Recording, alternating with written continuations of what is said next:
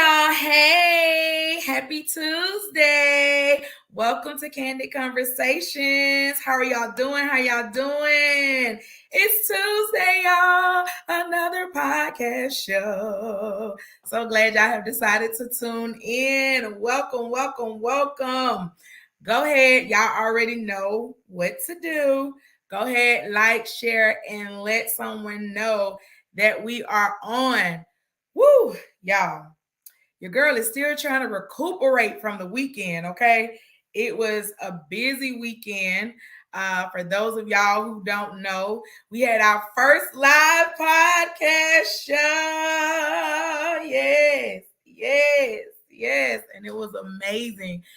We had a fun time, and we're going to be talking about that tonight. We're going to do a recap of the show. And so, but yeah, your girl is a little tired. So y'all gonna have to help me out tonight. Give me some of y'all love, y'all energy or whatever through the comments, because I'm a little tired. It was a full weekend from the podcast show. I had to go and sing. It's just a lot. But I'm feeling good. I'm still feeling good, and I'm excited to be here with y'all. And I'm excited that y'all have decided to tune in. Say what's up to your girl. What's up, Pastor CB? Hey, Erica. How are y'all doing? So glad that y'all, all right, y'all coming on in the room. Thank you. Go ahead, like and share. Y'all know how we have y'all do.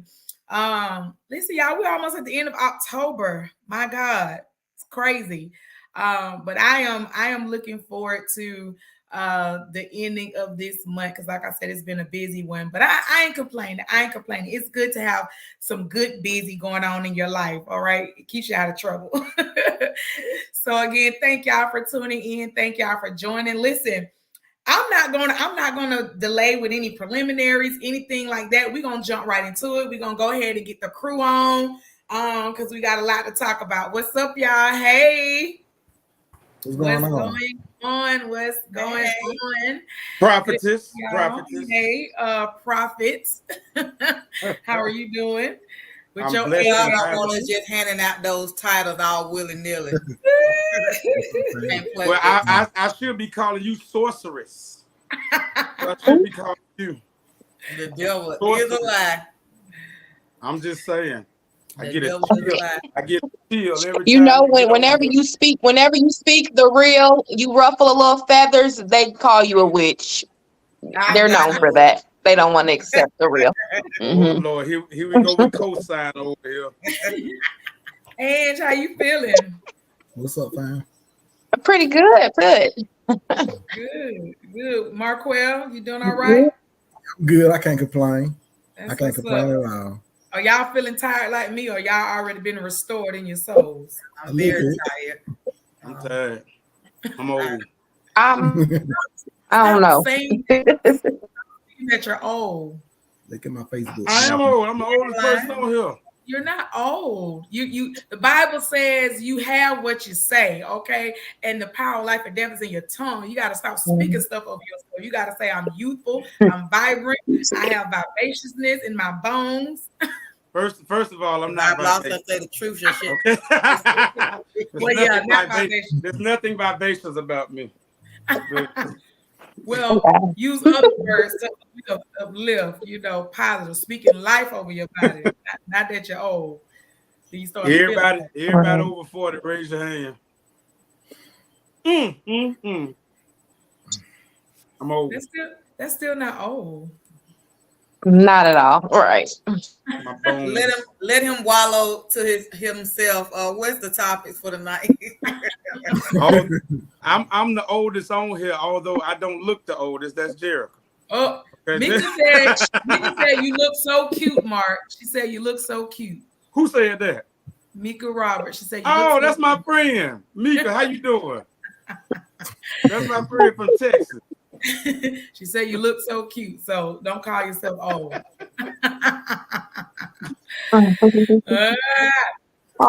Mika. Angela said, "Oh, Mika." That's all right. I take it. But anyways, we had an amazing show. Our live podcast, we had an amazing show. How y'all feel about it now that it's over with? We got the jitters out the way. How do y'all feel about it? It was great. It was Y'all good. enjoyed It was dope. It was a I dope love show. the audience interaction. Like, it was absolutely wonderful. The turnout, the crowd, the vibe. It was great. Yeah. Yeah, It it was was a dope. fun time. That audience interact on point. When you have the audience interacting, yeah, that was real good. Yeah, it was fun, and they you know, what I really enjoyed too is the interaction that we got from the guys, you know, because a lot of times with things like that, you know, women, they're willing to tune in, and but I really enjoyed that the men, and I think that is a big part of having you all, Mark and Marquel on the show, is that, you know, it gives men the okay, you know, to speak up and to have a part in the conversation, being able to see other men that's a part. So I think that, you know, that plays a big part in everything. So yes, I really enjoyed that. They were very attentive, and yeah, we had some good highlighting moments that we're going to talk about tonight. We're going to play some highlighted clips. But let's pull up the flyer, y'all, the live recap. That's what we're doing tonight. We're doing a live show recap tonight. So we're gonna jump right into it, okay? We're gonna jump right into it. Let's do it. Let's do it. For those of you who are on, let us know. Were you at the show? Do we have anybody that's live with us tonight that was at the live with us on Saturday? So we're gonna start. We got 8 different areas where we're gonna highlight from the show. And the first one that we're going to do is when we had the segment where we did the best pickup line. I thought that was very interesting, very funny. So go ahead and roll that clip, Sasha. Pick somebody. There you go. Come on, y'all give it. That's right. You paid good money for that hair. Let them see it. Come on. I need a guy. Do I got a guy? Come on, make some noise. All right. Come stand right here. Y'all face each other. All right? Now, this is what I need for you to do, big homie, and you're going to do this too. I need you to give me your best pickup line. Yo, do it don't matter. Be creative. He is not going to change your life tonight, okay? You ready? All right, here we go. Best pickup line. No, take the mic, because they got to hear you. We got to hear everybody on the live screen. Excuse me, miss. I kind of lost my number, and I was wondering if I could get yours. That was dope, right? That was dope, right? She actually looked at you like, oh, for real. You caught off guard with that one, big dog. That's what's up. You caught off guard. Get yourself together, okay? You got one? All right, best pickup line. Let's go. So I was reading through the book of Numbers, but I didn't get your number. That was kind of you bit off his a little bit.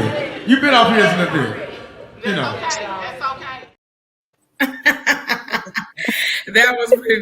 That was pretty dope. I was like, okay. She said, that was Janae. She said, what did she say? She said, I was reading the book of Numbers, but I didn't get you. And I said, all right, I like that. She bit off his. She had hers first. Before she even knew what he was going to say.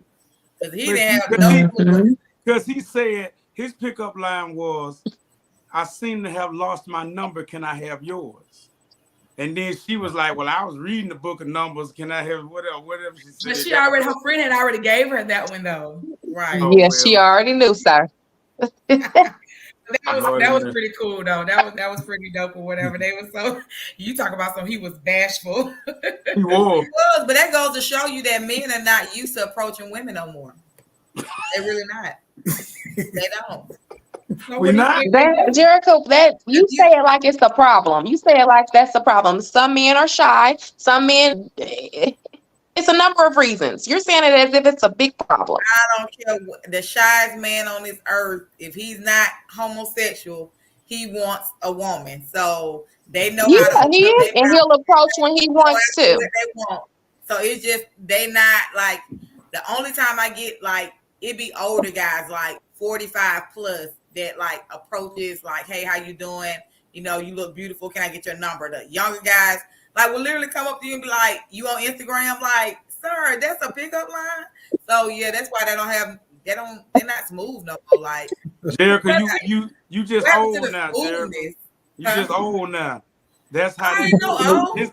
Instagram is the that's how they exchange No, don't information. approach me. What's your Insta? You on Instagram? That's That's how they communicate. Yeah. That's Well, not proper communication. To Kevin's defense, which is the guy that was on, he was put on the spot. So sometimes when you put on the spot, you don't necessarily know what to say. And then you talking about the best pickup line. Some guys don't come with a pickup line. Sometimes they actually come genuinely from Right. you. You know, He walked up there. He knew he was getting. You know what, Jerica, what's your Bring best back the pickup line? smooth guys. What's your best pickup line?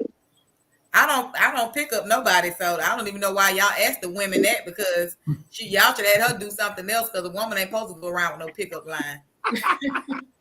Well, you got women now. You got women that's getting on their knees these days proposing. Oh Lord, please don't make me throw up. Don't make me. Oh God.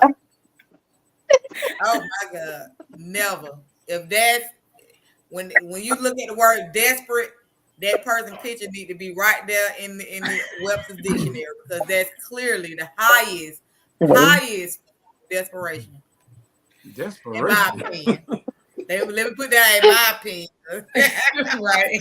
Yeah, put a disclaimer on that one. Right. Would either one of you guys be okay with a girl? Would either one of you guys be okay with a girl proposing to y'all? No, ma'am. No, not at all. No. If a woman get down on her knees in front of me, I'm gonna think the wrong thing. I'm just gonna be honest with you. I'm gonna think the wrong thing, and I'm gonna be like, "Ma'am, we're in public. Don't do that." I'm sick of him. Right. On to the next clip. If a woman gets down on her knees in front of me, I may have to repurpose her. Oh, y'all, we gonna get to that. Y'all see, he got this little hashtag repurposed by his name. We're gonna get to that. That's a whole nother area of discussion. My goodness. But we're gonna get to that later on in the show. Let's go ahead and hit this second clip. This is dealing with the love connection. We had a little game that we decided to do with the love connection. I don't know for some of y'all who watch Kendra G and just these different little love shows, because at the end of the day, we do this podcast. We talk about different topics that affect singles from the male and female perspective. But we also have another goal in mind. That's to see, people come together in love. For anybody who know me, and I think most of us on here, I love love. Like, I just swoon when I see little couples and they holding hands and doing little romantic stuff. My goddaughter does all the time, like, Mom, you just love love. But yeah, oh yeah, absolutely, Mom. Definitely got it before we go to the second clip. Get caught up. Most of us fake, they raising hell at home. Thank you, Mom, for that. Let me know. Definitely, before we go to the second clip, we absolutely got to give a major shout out to Apostle Ollie Richardson and Pastor Candace Richardson. Thank y'all. Big ups to y'all. We love y'all. Appreciate y'all so much for allowing us to have the live show at you all's church, Recharge Faith and Empowerment Ministries. Absolutely amazing, y'all. What can I say? They really worked in behind the scenes, and Apostle Richardson, he was working the cameras. Pastor C, she always comes. She does our graphics and flyer work. So absolutely, we love y'all. Thank y'all so much. And listen, if y'all ever need a church, they're right there in the city of Jonesboro, Forest Park. Amazing house. Absolutely incredible worship, just the word. They're really powerful. So y'all definitely need to check them out. Recharge Faith and Empowerment Ministries. We love y'all, love y'all, love y'all. All right, on to this. Steph, I don't want you to get it mixed up. They're on Jonesboro Road in Forest Park. In Forest Park, correct. Yeah, thank you, man. I don't want nobody to be in Jones. They're gonna be in the city of Jonesboro looking for them. Oh yeah, that's correct. Thank you for that. So on to this next highlight, y'all. This next highlight, we want to go ahead and show this clip for the love connection. This is where we had Bachelor One. There were two candidates. Well, actually, it was three. And then when she found out what his age was, she was like, "Oh, nah, this ain't for me." So, so this is him asking the two candidates this last question. So y'all check this out. Last question, candidate one's going to answer. All right, I've had a stressful day. What are some things you would do to comfort and turn the day around? You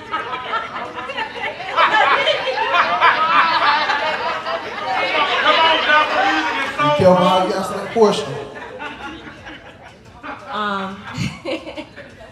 I'll definitely pray. We'll pray together.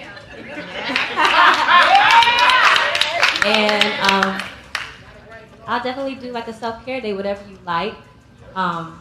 You know, whatever you want to do on that day to make you feel better. That's what we're going to do. All right, that's candidate one answer. Candidate two. Okay, so I would think you were having a stressful day, and you probably told me before you got off of work. I would try to book a nice massage. Dinner is already cooked and ready, or have a chef come. And I think for the ending, I got it here. Hold on.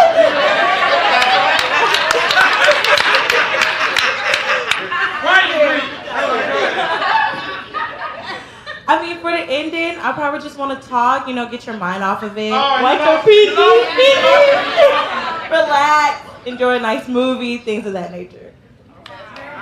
Let's give them a hand, y'all.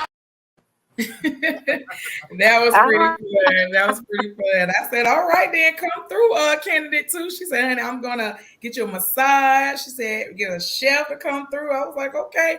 And then of course, Mark to my son, what else? I got to hear what else she gonna say. Well, she said for the ending, and so I was like, okay, talk your talk, sis. Did they ever talk? Oh my God. That really is not happening on a everyday basis. All of what sis was saying, that sounds like special occasion. Okay, if he called you randomly with a bad day, you're not getting a chef. You said you ain't doing that every time you stress out. Sis may have a coin. She may have I think it could be done sometimes, but on a regular day, I would say let me do you a pedicure. You know, come sit on down, baby. Turn on your favorite movie, and I got you a pedicure and a nice massage. Right. And I'll cook dinner. Yeah, look, I'll be the masseuse that night, honey. Hey, listen, I'll be your chef and your masseuse that night. But that was pretty cool. That was pretty cool. Who asked? See, somebody asked did they talk. When we left, because I did, you know, touch back base. I think the young man was scared. He ran out immediately. He actually did it. But I got to give it to him. He was a good sport. He was one of Sasha's friends, good friends, and he was a good sport about it. He didn't even know until the day of that we were going to ask him to do that, and so he was a good sport. Because I think we had another guy, but he was like, nah, he kind of like bailed out, like, nah, I ain't gonna do this. It was the older. I like how we had a little cloth on mother's lap. Courtesy of me. Courtesy of me. That was hilarious. Hey, Cedric. Hey, we remember you too. How you doing? Thank you for tuning in with us tonight. But yeah, that was pretty dope. I think, like I said, overall, and you know what? I was just thinking when I was watching that clip, I did like how we had such a variety in the ages on the at the show, because we had, and I was like, okay, we had the young people, because y'all know we're in our 30s, so now we consider aunts and uncles, right? Yeah. What about that one girl that made the comment about for the young people? I know all y'all up there are older. Right. You know what I mean? And then it was a reality check. Right. They said, well, how old are you? She was like 24. We was like, oh, okay. Yeah. I got to her, we are old. But exactly. I did like the diversity. We had those that were in their 20s, then, you know, we had those in the 30s, and, you know, even, you know, 40s and on up. So I did like the diversity of the crowd, and I felt kind of good. I was like, okay, the young people, they feeling us. I said, that's how you know I'm up that age. Because I was like, okay, I was all excited. I was like, the 20-year-olds really, they was like, we enjoyed the show. This was nice. I was like, oh, it was special. But they were very active and involved, so that was pretty dope. That was really, really, really dope. So that was good. Yeah. Yeah, we moving on along because of course y'all know we got to build up. So we starting out with the little light highlights first. You know, we got to progress to major hitters that almost incited a riot. I thought it was pretty calm at the live show. We were. Some people did say it was like y'all was a little bit more common than y'all are when y'all actually on the show. Y'all get real and real. You just well, you know, chaos. You say the Facebook people, so I don't want to have to get into no fight in the house of the Lord. I don't know what you are fighting a church's baptism. Get out of here. When trust is still about that, oh Lord. Yeah, I mean. Right. But anyway, so our third highlight, and this is where we start getting into the candid conversation topics. We were talking about, we got into this one topic where we were asking if it's important to you for your significant other to post you on social media. So y'all stay tuned. Check out this highlight. The balance based upon him posting you. Why? Why do we put that much value? So you're asking why do women he can treat you with all the respect and everything else, but why does it being posted outweigh those things? Exactly. Why does posting? Why is that outweigh? Nobody said it's going to be this huge thing. Jeremy just said yes, I require him to post me. No, she want every woman that on your page. No, exactly. That's what it is. But let's be real, because how many men have used social media to cheat? Let's be real. How many women have married men? No. You bringing in another element. I'm asking if that man is giving you what you need, and he is the man he's being the man that you need him to be. Then why does him posting you? Why do you put that at the top of your profile? What I need, wanting me off. No. When Stephanie asked you, when she asked you, what do you? He always overtalk me. He don't never let me get out my train of thought first before he just talk. Because you weren't answering the question. You weren't answering the question. I was answering the question. I said. It's a sense of security for women as the other women that came up to comment. I wish I would have played the women that stated the same thing. It's a form of security. No, it does not. We're not delusional to say that just because he posts you doesn't mean he won't cheat or anything like that.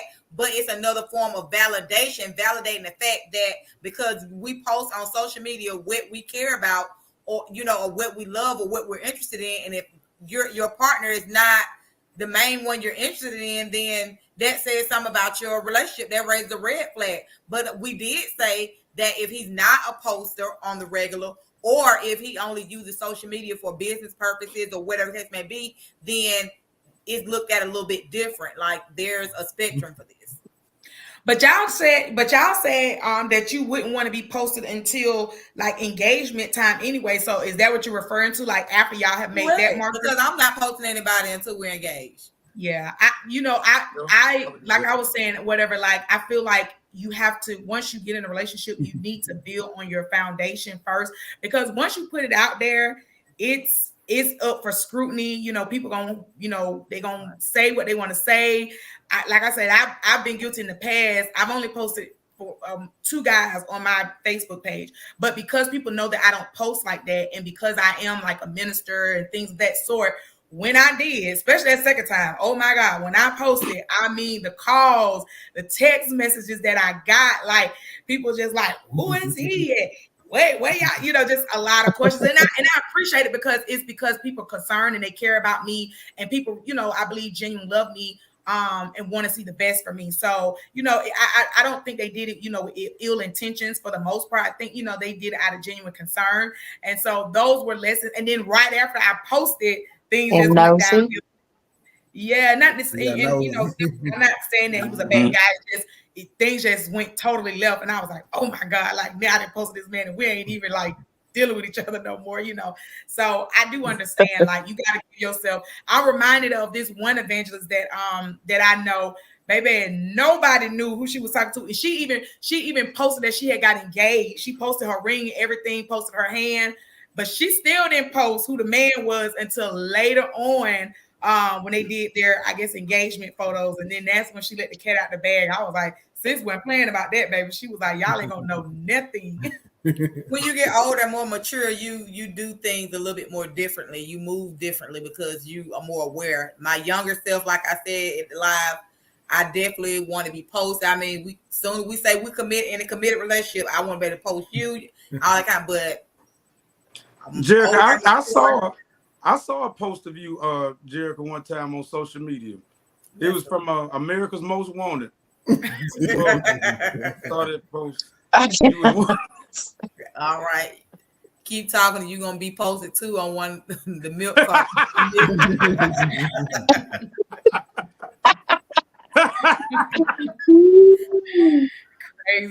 Crazy. What do y'all think about that? Those of you who are watching, how do y'all feel about that? Do you want, like, if when you're in a dating phase, when you're just like getting with someone, are you interested, or do you want them to go ahead and post you? Do you feel like that keeps other people at bay? Like, you know, is letting people know, hey, he's taken. She's like, you shake your head. No, they don't keep people at bay, Mark. No, posting, because I said it at the live show. When you post, well, it's for men and women alike. I think it opens up Pandora's box.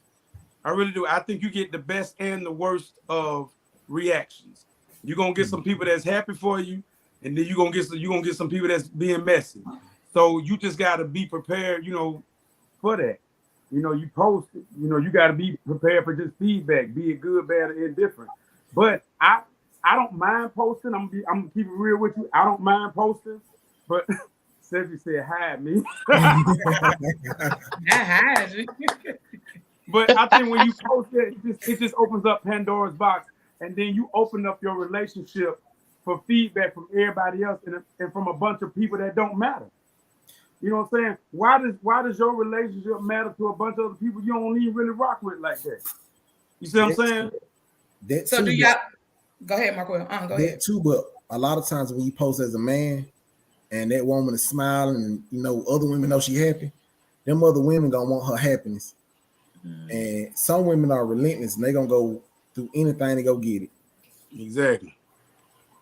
Chris Rock said that when a man, let's say a man has another guy friend, and he introduces him to his girl, let's say she's a nice girl, when they walk away, his friend is gonna be like, man, she's really nice.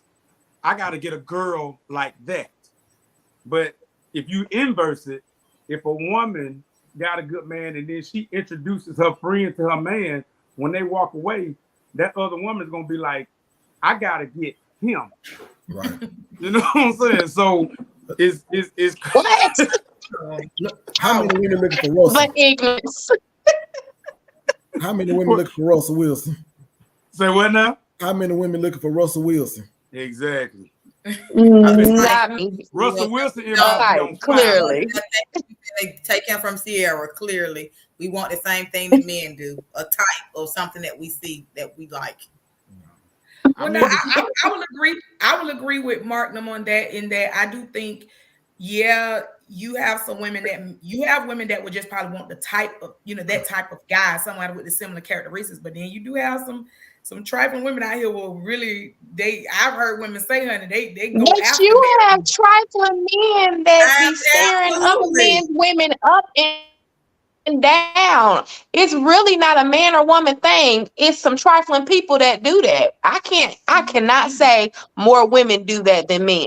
I don't think I can say more men do that more than women. I cannot say that honestly. And I have an example too, because Tony Gaskins, he say people all the time, because I don't know if everybody's familiar with Tony Gaskins. He's a male, relationship coach.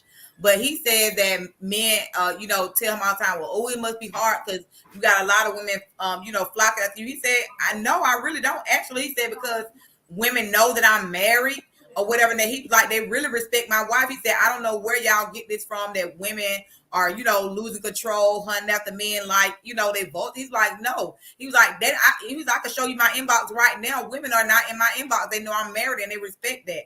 But however, I've had my ex's cousin coming to lick his tongue out at me to show me his level of oh my God.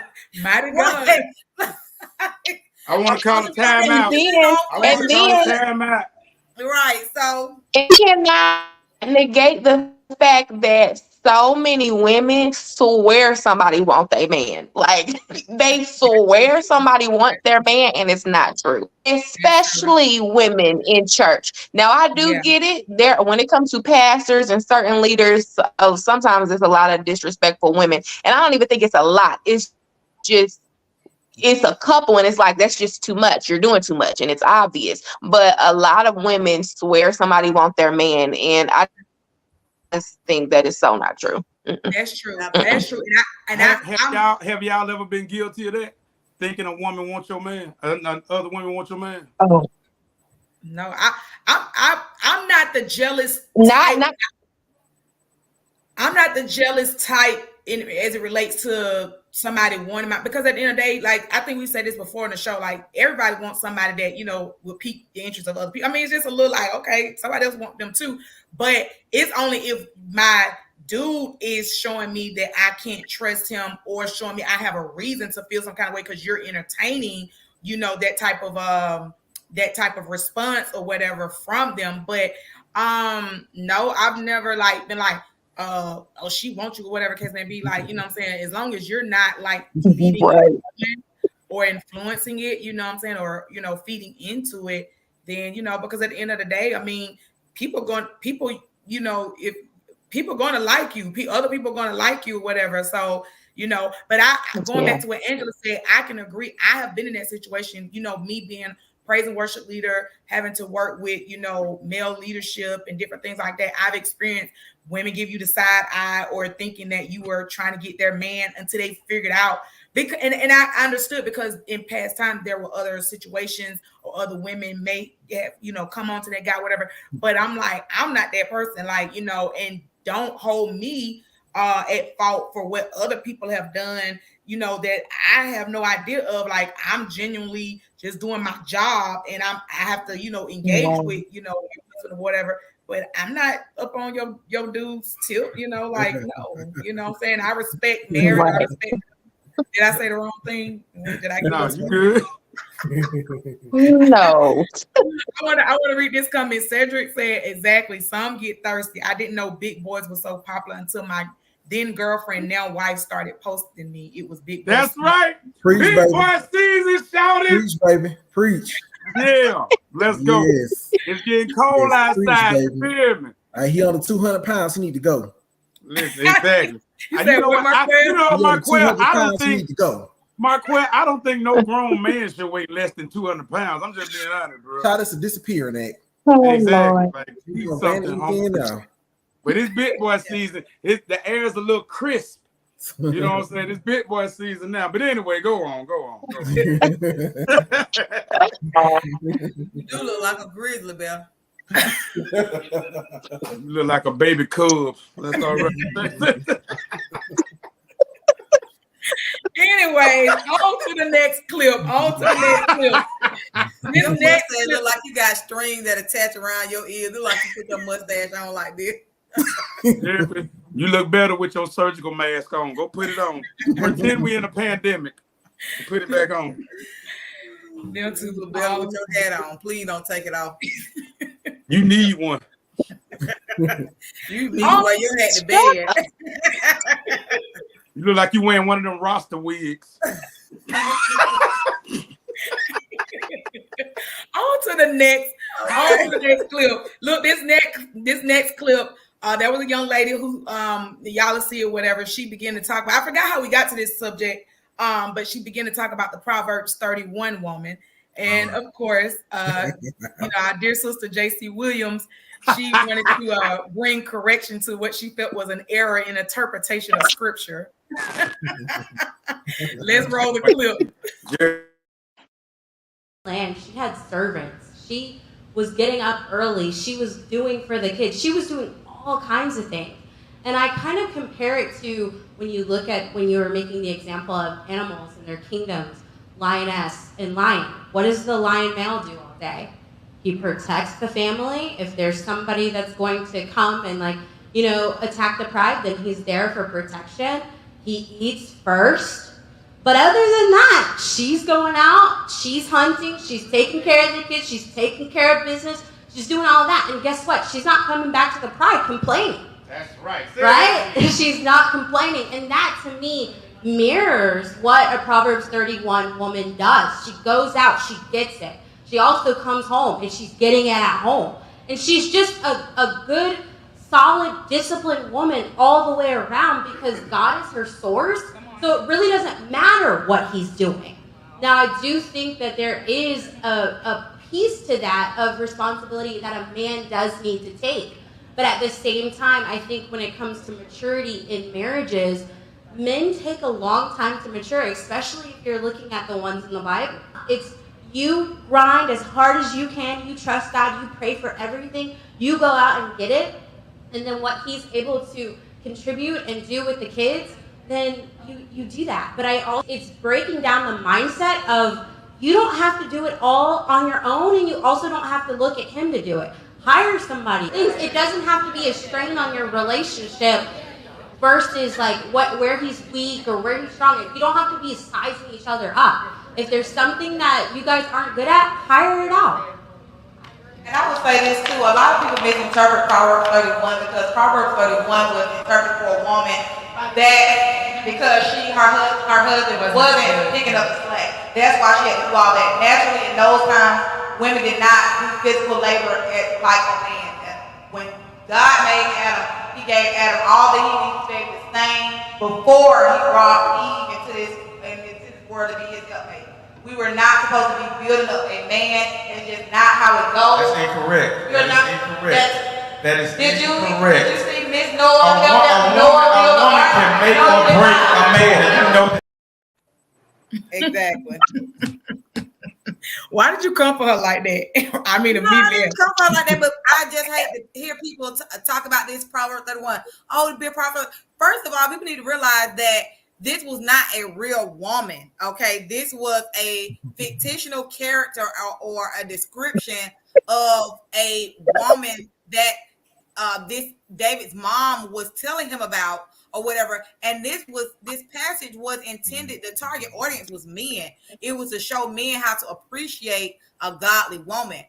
That was not intended for that to be a blueprint of how women are supposed to be, because if that was the case, we would all fall short. And also she had servants, and also back then they rested on the Sabbath. So let's not act like this woman just like, no, I hate when people try to take that scripture and throw that on as a blueprint for all women. No, that's not. You're not supposed to have that much stress. And then she said, whatever he can do, then he contributes. No, not what it's supposed to be. Whatever he can do first, and then whatever I can do, that's what I contribute as a helpmate. I'm not doing it all. Jericho, you're doing nothing. You don't want to do nothing. I would do what I'm supposed to do as a woman. I do Be it all. real, Mark. I'm not going to get a man and still do it all. No. As soon as you said that, I mean, instantly Mark and Marquette, y'all just started laughing because y'all already knew the shade that was coming. Well, didn't they teach you this? You guys that went to seminary, didn't they teach you all this? No, we went over the important stuff in seminary. So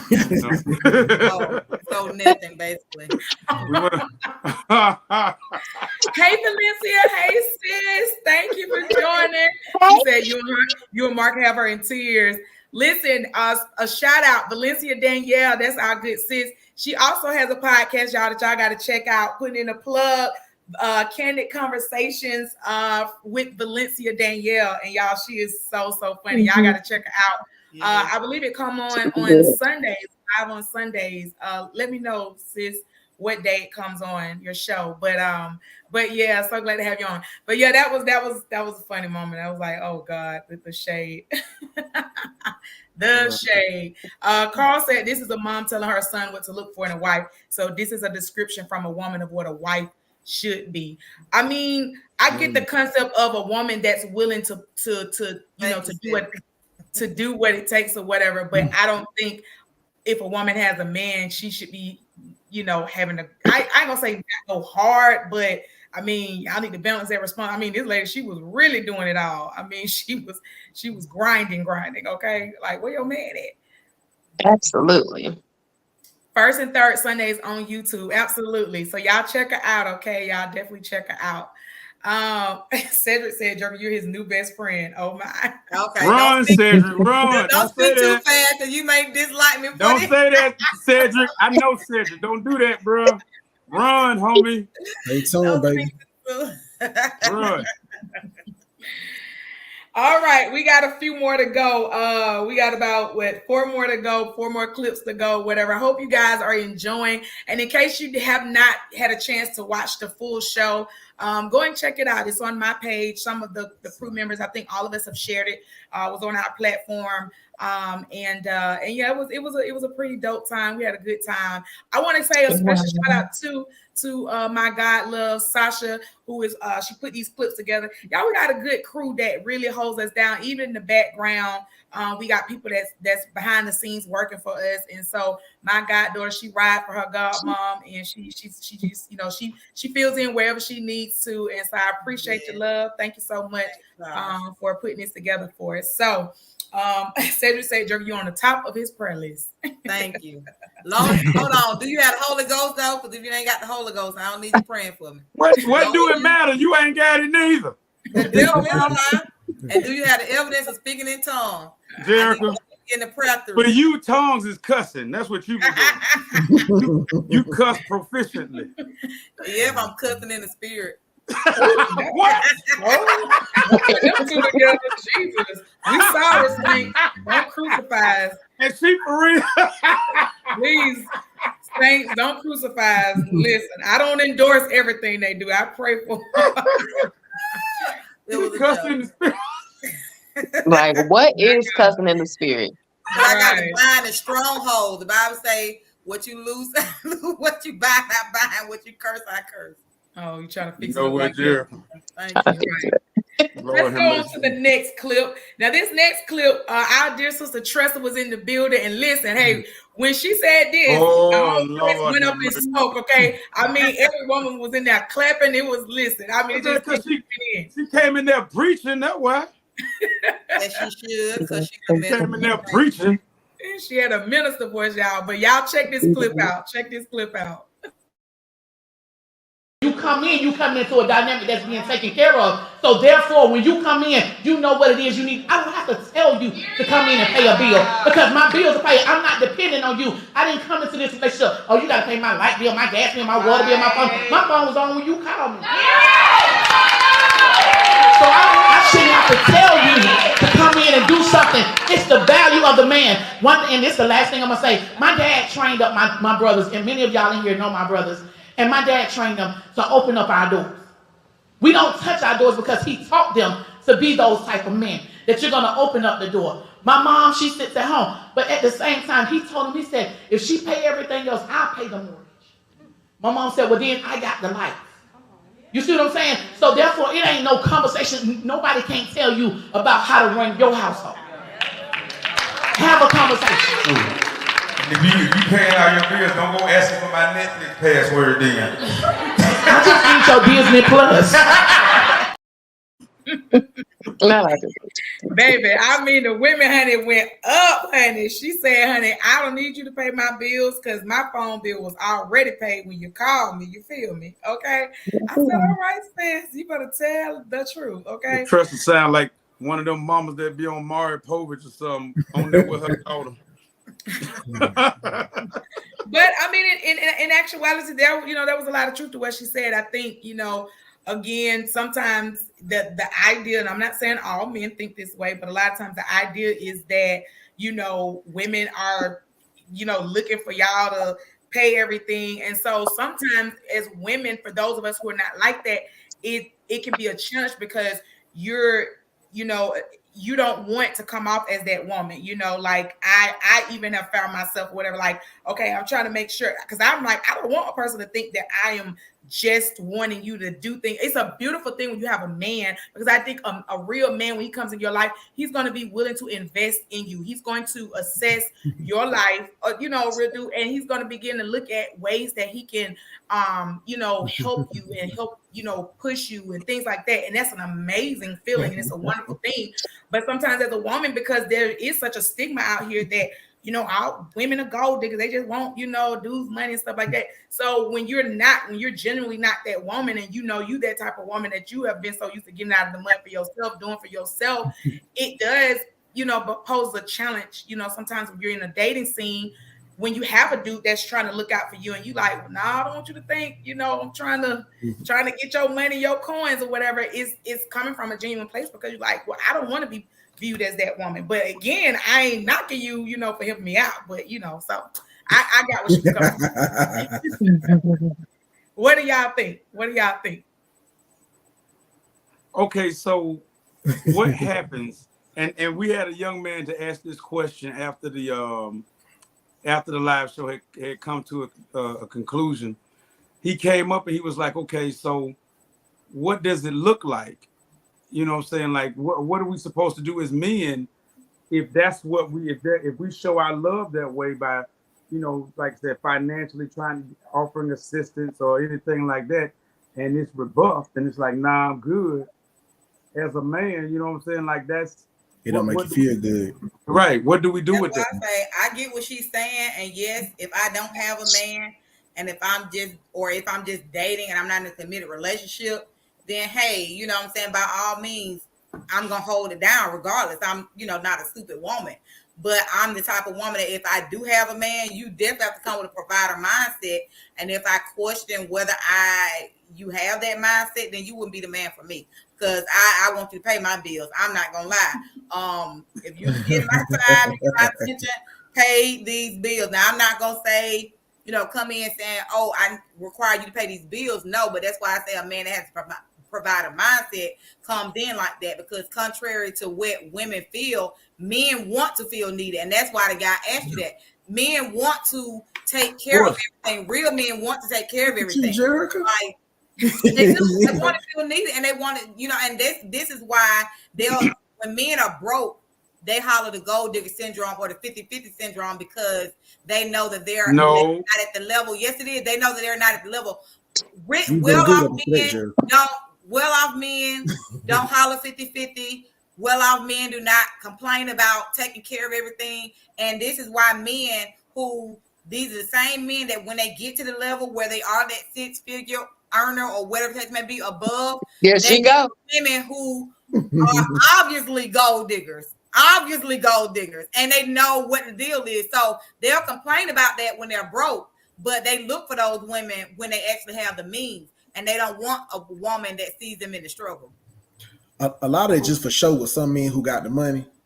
It's just for show. It ain't nothing there. They're just eye candy.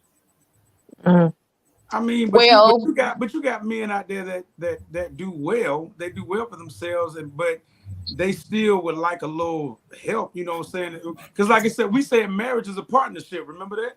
Yeah. We say marriage is a partnership, and it's but like, just because she's not helping them financially doesn't mean she's not helping. She's helping when she's saving you money on a maid. She's helping when she's saving you money on a nanny or daycare. She's helping when she's saving you, you know what I'm saying? Money, but that's not a norm for the majority of the world. Everybody, it's not the norm to have a nanny for the majority of people, or to have a maid and stuff like that. How many people grew up with a nanny or a maid? Okay, so what I am learning with the podcast, with these conversations, and I've been realizing it, but I'm realizing it a whole lot more. Jerica is speaking for a lot of women. That was her experience. A lot of times we take our experience and throw it out there to the masses like it has to be for everybody. Jerica had a man that paid all her bills. She was engaged to a man that paid all the bills. So now this is something that she sees that she liked, enjoyed, for whatever reason, feel like it's security and wants to have that. Her and a multitude of women feel that way. We cannot be upset at them for feeling that way. You're just not the man for her. Because there are other women like myself who not tripping on none of that. Now, you're not about to be a bum. You're not about to have me paying a bulk of nothing, because you will be the sole provider, okay? But you have women and men who feel different ways. So we don't have to be upset that that's how she feels. And also to answer Mark's question, and the young man's question, you said, what did you say? He said, what do you do when the way you show love is to provide, is to spend money? Tressa said it in the clip. Have a conversation. This is something that people, I would say men, but people don't have conversations that they should have. They may feel like it's uncomfortable. I don't know why, but they're not having these conversations. If you have that conversation, young man, you will see that's the way you show love. That is not the way that she is receiving your love. So just have a conversation, find out what she needs from you to feel love and still provide. But that's not it for sis. I can definitely be one who say, I don't care about what you're giving me, the money that you're giving me, the gifts that you're giving me. If I'm not getting something else, like, that's irrelevant. I can go get that and do that on my own. So you can't want to provide that way and just feel, or want to love that way and feel like that's it. You do have to have a conversation. But when you pray for something, you got to be ready to receive it. Huh? A lot of women pray for that. When you pray for it, you got to be ready to receive it. Okay. Yeah. True. But it's to me, the way it's coming across, and you help me out, it sounds like y'all are saying, well, yeah, you need finances to be with me, but I don't need your finances. And it's like, yeah, it makes sense. Every adult needs finances. If you are grown, you need finances, man or woman. So why is it so hard that we want a man to be able to provide and take care of himself and to take care of a home? And we also want that for ourselves. We're not saying, oh, I can't do it on my own. Like, please be able to do it. I feel like that's all I'm asking. Be able to do that. I get that, but it sounds like on one side, like I said, you need finances to be with me, but then on the other side of your mouth, it's like, but I don't need your finances. Well, baby, that is it. That's it. So for me, that's it. Yeah. Well, it's simple. I think it is kind of, it might come off as an oxymoron. I think, again, for women who are, accustomed to making it happen on your own, and all right, numbers, y'all come on through. The numbers are steady going up. Hallelujah. Keep on coming. It's about to get worse. Yeah, we got 3 more highlights, y'all, and yeah, it only goes down here from there. I'm just kidding. But I think that it's you want a man to have, like Jerk said, provide a mindset, a man who's willing to come in and do. But I think it just comes from, hey, Janae, it comes from the mindset, like I said, the stigma that's out here that men make you feel bad as a woman, like all y'all want is men money. And when genuinely that's not the type of heart you have, like if you're dating somebody, they don't have any money. But still some guys will make you feel like, women are only after me for your money. So as a woman who don't have that type of heart and mindset, when you're dating someone, you don't want to come off as that person, because Jim, in your heart, like, I'm not that type of woman. Like, I've gotten out here and grind, baby. I've done what I need to do to purchase me a home, to get me a car, through the struggles, through the rain, through the hardship. I'll do it. I'm not looking for you to come in and be my savior. Now, but don't get me wrong. It feels good to have a man that got your back, and you don't, because in reality, most women, you do want to be able to let your guard down. You don't want to have to always be the one that got to think about, okay, I got to get this done, I got to get that done, and I got to make sure, this person that's coming to fix my water heater, they ain't trying to jip me off or whatever. It feels good to have a man that can say, baby, I got that, you don't worry about that. It does, but it's just one of those stigmas that kind of plague your mind. So I have a question for everybody. Okay, so if you are in a serious relationship or have been in a serious relationship with a real man or a real woman, for the men and for the ladies, like for the men, are you feeling like I should provide? I should, or even when you get married, I should make sure certain things are done for sure. And for the women, are you feeling like, or were you in situations where that man really made sure certain things were taken care of? And if your answer is yes, what are we having this conversation for? It's like, y'all know what's up. A real man knows what's up. Marquel and Mark, you know that you gonna be a sole provider. So what is the argument here? But why do you have to put a qualifier on it saying, well, that's a real man if he provides, if he pays for everything? That's a real. I don't think that's fair. I'm not saying pays for everything. I'm saying a man. I'm saying where I'm not talking about a little boy. I'm not talking about somebody who's using you. I'm not talking about a fake relationship. I'm talking about a serious relationship with a man that you consider he was a real man. So I'm talking about that man. That man's going to provide. If you're that man, Mark and Marquel, you know you're providing. Okay, so old girl just made a good point. What was it? The one is Valencia. Yeah. So she says she need a man that can lead.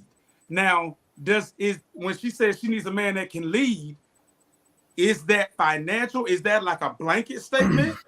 Or is that, or is that specifics? You know what I'm saying? Like just lead in as far as just what his role is. You know what I'm saying? It's not financial. So you're saying it's not financial. Being a leader, it doesn't just boil down. That boils down to a lot of things. That's not just a financial thing. It's not just being a financial person. But that's what gets emphasized the most. Well, yeah, that's true. That's true. That is what most people emphasize the most. But I think it's not. When we say we want a man who leads, I think men have this thing where they know they should provide, or they're so uptight about the money that they're thinking everything is about money. When we say we want a man to lead, it is not all about money. Ladies, am I correct or am I wrong? Jericho, what's provider mindset? Man. You not finna follow no man who ain't got no money. Jericho, what's provider mindset? Listen to what I'm saying. I'm not. Listen to what I'm saying. When we say we want a leader, it's not all about money. It's way more to it than money. That's what I'm saying. I get that. So okay. It's like, but y'all get to pick and choose in what context money is most important and when it's not most important. You're making it most important. Well, for Jericho, it's most important. I would say money answers all things. Let's not act like money don't answer all things. And no, every woman naturally wants to be provided for. Now I know that women, most women will or don't mind working, providing or whatever, bringing in some type of income, resource, whatever that be. But if the truth be told, every woman does not want to go out there and be in, like every woman wants to be provided for. You want to have that security. Like we talk about roles, but everybody has a role, and let's not act like men role the godly ordained role for a man is to be the provider for his home. That's just what it was, and the woman took care of the home. That's how it works best. That's how God intended. Now, because of the economy and capitalism and all that kind of stuff, yes, we run into the fact that some people can't run off of one income or whatever it may be, but that's how it was intended. That's how it's supposed to work. That's how households work best. That's why when the mother is at home raising the children, you don't have the TV raising the children. You don't have them being raised by the hip hop and the rap music and and creating more ills in society. Like this is how it works. Like this is how it works best. So let's not try to act like because we are more evolved and quote unquote more conscious or whatever now, like, oh, we want to be independent women. No, we don't. Truth be told, no, we don't. That's a lie. We want to be provided for because that's what's natural for us. And it's natural for men to provide. And men who don't want to provide are unnatural men. Let me ask y'all a question. Because Cedric just asked a good question. So it says, can a man lead a woman who makes more money? So Jerica, Angela, Steph, you make $150,000. You live in a nice house, drive a nice car. You meet a man that make $55,000, live in an apartment. Can he lead you? Are you talking about my husband or some man I just met? Because if we live in separately, a man you in a relationship with. Can he lead you? Well, if I'm not married, he's not leading me all the way, but I will take his leadership somewhat if I'm not married. But if I am married and I make more money than him, absolutely he can lead me, of course. Absolutely. It depends on he need to be leading. Yes, he can. I'm saying for me. You need to be well, let me clarify. He can lead me because I tell y'all this all the time. If I'm making more than that man, any man that I'm with is that ninja. Okay. So maybe he's making less than me now, but we know what's up. Me and him know what's up. So I trust that man, and that man can lead me. What if he on disability and he can't make He no need more to money? be leading himself to some more money. That's what he need to be And doing. he is, and I'm more than sure that he is. I'm more than positive that he is, Jerica. Absolutely. I know that, but I'm just saying he need to be leading himself to some more money than talking about he gonna Absolutely. Of course. Of course. What if he on disability? That's a given. What if he on disability and he can't make no money? He can only make a certain amount of money. No, absolutely not. He ain't even fit to be my man. You better go down to the community center and find you. Date on your level. Date on your level. Date on your level. No, What if he on disability and he a greeter at Walmart? Can he lead you? No. You got to date on your level. I believe that. I believe there's levels. You have to be real with yourself and date on your level. You know, I'm not saying that a man that makes less, but if you make it significantly less, I don't think for most women, we be honest, it probably would be a chance because you feel like, well, how can he lead me when I'm already more advanced than him in some aspect? Now I can say this: a man may not, because I think you had alluded to this, and we're gonna go to the next clips in a few. You had alluded to on the show. You had alluded to on the show, Mark, how. I just lost it. You was basically saying how something. I just completely lost it. But anyways, if a man is able to, if a man is not on a certain level and you've already obtained that and already advanced that, he may be able to lead you, maybe have wisdom on some things or whatever the case may be, but financially you've already shown that you don't necessarily need, his leadership in that. If it's like, oh, that's what you had said. You said some men don't necessarily have to live on a great means. Like they don't have to, they might be okay with living at, like a certain level, medium income and things of that sort or whatnot. And so I don't know. That's a sticky situation. It would depend on what type of leadership he, quality. It depends on a lot. It's not just a blanket. Yes, he can lead me, or no, he can't. It literally depends on a lot. Yeah. So it's too fluid of a situation to just be like a definitive yay or nay.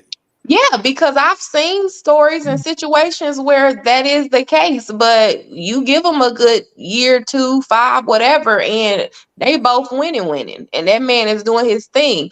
Now, if you coming into a situation, anytime you're coming into something, it's like that's always different. But it just depends. I'll leave it at that.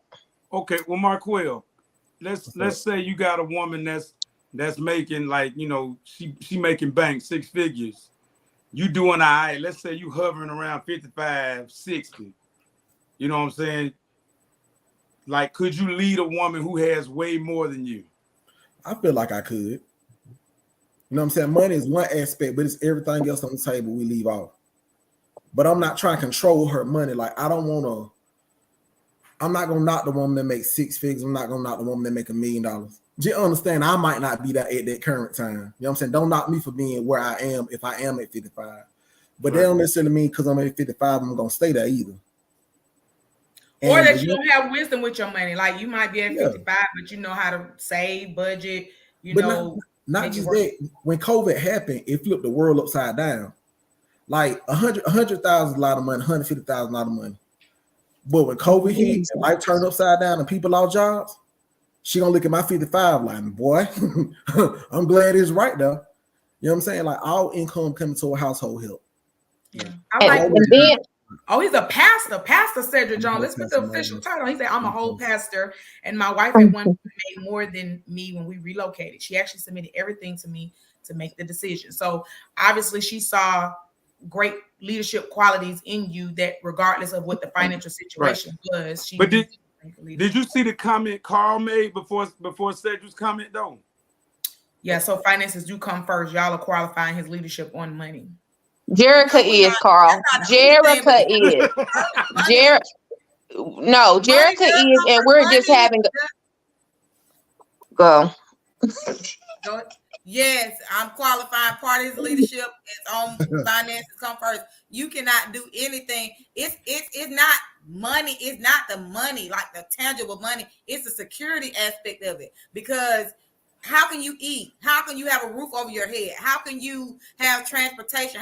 How can you have any of these things without money? So let's stop just acting like most of divorces don't happen because of finances. Like that's a big thing, because at the end of the day, it matters. Like I say, money answers all things. So let's stop trying to act like, oh, long as they got the best character, they love God. No, at the end of the day, can you provide a roof over my head? Can you make sure that we will not go up on the bridge, that we have transportation? Like, yes, part of that leadership, because if you're a good leader, you're going to make sure that your family is secure. That's the number one thing. And in this society, it takes money.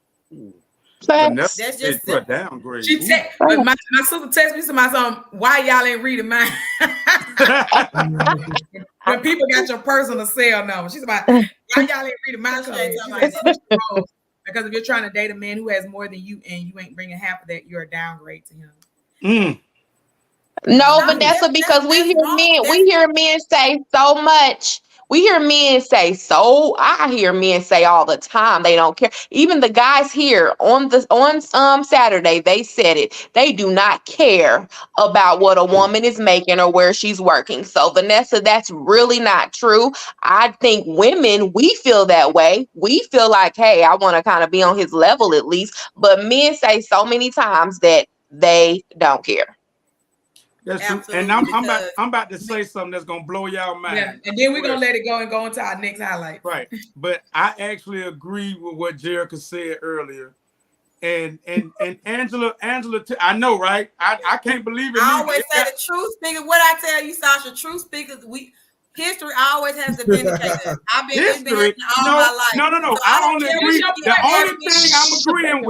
The only thing I'm agreeing with is what you said, like money is important. And let's just keep it a buck. Now, Angela, to your point, I get what you're saying, as far as like money not being the most important thing. But wait. I'm not saying it's not important. There's just other factors and things depend. And I know we got to move on. I don't think my mother will be mad at me saying this. She was just talking about this the other day. She was like, I helped my husband when we first met. I helped him because he was not who he is today. I bought him a candy bar and a drink. He asked me to. And I did that when we first met. Let me tell you something. My mama husband pays all her bills, okay? My mama husband has a construction company where I'm trying to figure out, can I get in somehow to get this man some help? Because he's turning down contracts, turning down business. So I look at things from a different perspective. I'm not looking at it based off of what none of y'all saying. I'm looking at it based off of my life, what I see in front of me, and just logic. It depends, is all I'm saying. It depends. Yeah. You're absolutely right. But Jerica don't believe in struggle, love. You're absolutely right. She does not. I like that. I like that you stated that, Angela, because like I said, it depends on, you got to see what's in that man. Everybody is different. Every woman's not going to be able to do it. And my mother would not consider it struggle, love. She said one time did she do that, but that man knew what he was on and she knew what he was on, and I'm very proud of where they are. She just bought her a very nice car. They be traveling all over the world, honey. So exactly. From a candy bar and a soda, huh? Okay. Let him tell it he was testing her. Mental note, Marquel. Mental note. Man. Hey, but all it takes is some candy and something to drink, bro. Hey, but she did that a little bit, and it took her a long way, apparently. Hey, ladies, take note. She took her a long way. Yeah, they travel all over the world. Yeah. Just got a big old nice car, a good old luxury car. So take that. Ladies, take note. Go get your man a Snicker bar and a Pepsi. No, right. ladies, take note. Listen to God. That's the note you take. Okay.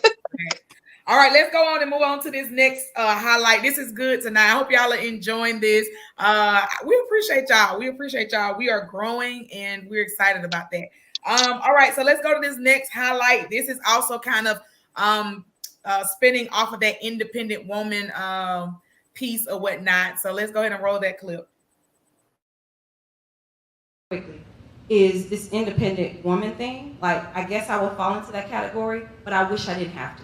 Like I just so happen to be a 30-plus-year-old woman who never got married. So I better be trying to figure out how to pay my own bills. I didn't grow up with parents.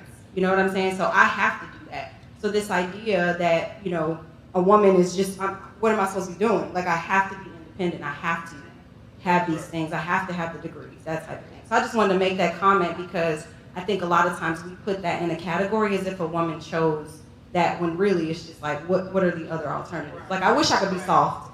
You know what I mean? Somebody please relieve me of this. You know? But it is what it is. So. Yeah, I definitely get that. Like you said, like, it's not sometimes that you just like, you out here like, I'm independent woman, hear me roar. You just, I mean, if you haven't met nobody, you're not in a relationship, you didn't get married in your late teens, early 20s, you better know how to get out here and make it happen for yourself, or else, you know, you won't have a place to stay. You won't, you know, you'll be out here on the street. So it's not that every woman is looking to be independent, or, you know, it feels good to be able to have somebody that you can rely on and y'all work together as a team. But so I understood, you know, exactly where she was coming from with that one. Right. Absolutely. No, our society is the only one that champions the whole notion of a woman being independent. Absolutely. You know what I'm saying? Well, but it's just called being an adult. You're being an adult. That's what you're supposed to pay your bills. You're supposed to be able to get up and take care of yourself. But for whatever reason, I wouldn't say that we're the only society that champions. I did agree with that first part, but in other societies, the women stay at home until they marry away. Like, that's because they're always supposed to be seen as taken care of. Like, either their older brothers, if the father's not there, the uncle step in. If that's not the case, the older brothers step up and take care of the household. So in other cultures, a woman is always to be taken care of. It's just in our society, in our culture, we have this, we promote this independent woman trope because we've had to be. And like the lady said, we don't want to be. So just like you tell your kids in school, you're supposed to follow the example, follow good examples and friends and stuff like that. Same way goes with society. We're the only society that's been completely degenerated, like, and so we keep talking about, oh, well, we're different, but why not follow the examples of other cultures that are thriving? Or, like, why not? Because they understand this concept. Like, it's very basic, it's very simple, it's biblical, but yet and still we have to have all these roundabout conversations. Like, it just is what it is. A man is to provide for his home. Like, it's so simple. And another thing, this whole, like you had mentioned the word oxymoron, Steph. So we champion a woman being independent, but then when I hear independent women talk about being independent, they don't like it. That's what I'm saying. Who is championing it? Because we're not saying that we like it so much, and y'all don't like that we are. So honestly, we actually are agreeing here. But why are we still argue about it for some strange reason? Because we see it. We see it all the time. We see independent. Beyonce sang about it. We had another rapper sing about it. It's a phenomenon for whatever reason. I'm not saying Webby started it. INDEPENDENCAA. She got her own house. Now, don't misspell it. But no, I spelled it right. But yeah, we champion it. But then when you actually talk to independent women, they be like, bro, this 1 star. Do not recommend. I don't understand that. Right. I don't either. None of us do. Do you like being an independent woman? Do y'all like being independent women? As Carl said, and as you just said, it's just being an adult. It's like we say women so independent for y'all to have something negative to say. Women claim that we're independent because maybe, as Stephanie said, we don't want to be looked at as we're trying to use somebody. It all is coming from a negative place, and it simply boils down to everybody's just an adult. That's it. It be taken out of context a lot of times. Exactly. Yeah. So we encourage our daughters to stay home until they get married. False. But they chose to become independent, self-inflicted wound. Ooh. False. But then, okay, yeah, you say that, CB, but if a woman is at home at 40, people gonna be looking at you crazy unless you done had, you know, like a hiccup and you had to kind of go back or whatever case may be. But like, if a woman at this age, you know, has never been on her own, then society don't look at us as you do like, well, you must not be responsible or whatever, because why are you still at home with your parents and you're 45 years old? Because I mean, if we talk about the statistics, most Black women don't get married. One in 4 Black women will get married, or if they do get married, sometimes it's later on in life. So what are you telling me? Is a woman supposed to stay home till she's 45, 50? Then what type of stigma is going to be placed on her then? So it's it's one of those kind of a caveat. No, I would say this, a lot of it just me learning that women have to learn to trust you. And that's probably going to be the key component. She got to learn to trust you, your work, and she got to sit back and examine you before she can just trust you with the keys to the house. She got to see what you're about. Vanessa, she be rooting for the brother. She said these women be wanting these high value men with all this money and this stuff. Yeah, you bring baggage, attitude, and you're not what they consider eye candy. They're not dating you. Most of those men want eye candy and young. Half of them not want to settle down anyway because they have so many options. They're dating. Okay, Kevin Samuels. Right, I love it. Vanessa, you my favorite, Vanessa. I love She sounds just like Kevin. She's going along with y'all idiotic concept. That's absolutely not true. Because at the end of the day, I'm a part. Y'all talking about the groups I'm in, but I'm also a part of a Black girl luxury group where these women are Black women who are well taken care of. They're all shapes. They're all sizes. They look all kind of ways, and they're not reality stars or basketball wives or NFL wives. Like not all of them, and they are well taken care of women, and all of them ain't looking like some you will see a video vixen or something like that looking like. That's an absolute lie, and they're happy and well taken care of. So, and as far as what Vanessa has stated, she's telling the truth. She's telling the truth, but it just doesn't apply everywhere. But she's telling the truth based upon what she sees in social media, and she's not telling the truth based upon what is typically seen in society. She's going and probably what's seen in her personal circle. So you're right, based off social media and a number of things. But it's still some truth. Social media, and I'm basing off real life experiences. Like this is real. These women look like regular, everyday Black women, and they're well taken care of, and not all of them there. And one man I just seen, he was on if she want to talk social media, he was a celebrity DJ, and he was marrying a woman who was 30 plus, and she had 2 children already, and he was marrying her, was well off, and he adopted her girl. So, and she wasn't nothing. I mean, she was a beautiful woman, don't get me wrong, but she wasn't with the BBL and what you see in social media. No, she was not. She was a regular. And Carl said women is the woman's choice to leave and be independent no matter what age he don't care. But wait a minute. There are so many memes and posts going around, and these millennial parents who are saying we are not kicking our kids out at 18. Like, can we not?